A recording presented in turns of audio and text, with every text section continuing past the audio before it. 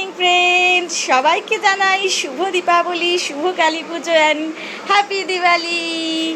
তো বন্ধুরা দেখো, সকাল সকাল আমরা ঘুম থেকে উঠে পড়েছি। আর অবশ্যই দিওয়ালিতে আমি বিছানায় নতুন একটা চাদর তো পাতবই। তো এই দেখো, রাবিরা যখন পড়াশুনো করছে, আর নতুন চাদরে একদম পেনের কালি দেওয়া যাবে না বেটু। আর দেখো, খুব সুন্দর করে চাদরটা আমি পেতে নিয়েছি। এই দিওয়ালিতে ঘরকে সাজাতে আমার ভীষণ ভালো লাগে।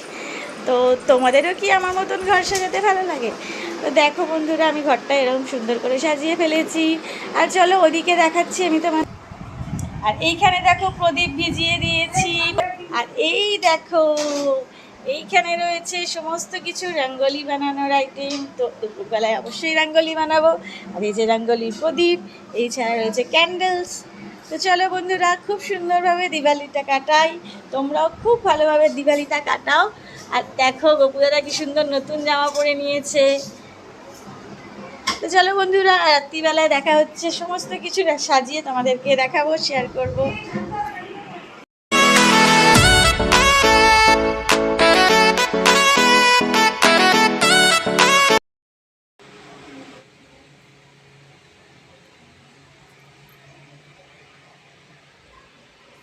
দেখো বন্ধুরা, আমার রঙ্গোলি রেডি, শুধু প্রদীপগুলো জ্বালানো বাকি। তো আরেকটু সন্ধে হলেই আমি সেগুলো জ্বালিয়ে ফেলবো। তো অবশ্যই আমাকে কমেন্ট করে জানিও যে তোমাদের আমার হাতে বানানো রঙ্গোলিটা ঠিক কেমন লাগলো। তো চলো বন্ধুরা, আসছি রাত্রিবেলায় আরও সুন্দর সুন্দর ভিডিও নিয়ে। তো সাথে থাকো, পাশে থাকো, আর দেখতে থাকো লাইভ শেয়ার নিয়ে রাবিরাজ।